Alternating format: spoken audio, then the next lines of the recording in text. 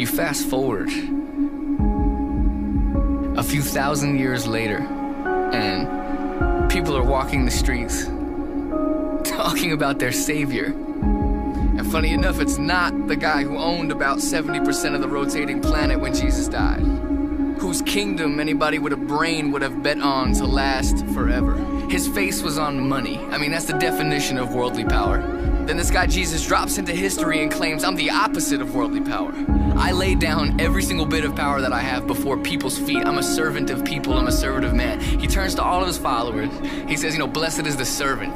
In your weakness, that's when I become strong. That's when I become strong. He made himself so incredibly weak, so opposite of Caesar, so opposite what the world saw as power. And thousands of years later, this guy Caesar ends up being a page in a book.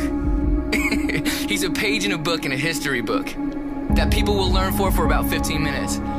But when you walk the streets of modern America, you walk the streets of Africa, you walk the streets of China, you walk the streets of all over this entire nation and this world and wherever, and you hear the name Jesus, and people revere him as a King of Kings, as a Lord of Lords, not because he had worldly power, but because he laid down every bit of cosmic power, every bit of the galaxy that he owned, he laid down. Why? Because of you.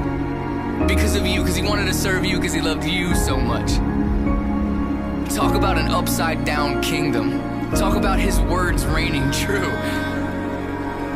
So every time I think about Christ's name, every time I think about myself and how I could be exalted, maybe I should start doing the opposite. Maybe that's how God's gonna lift me up. That's how God's gonna choose me. Maybe I could be a servant.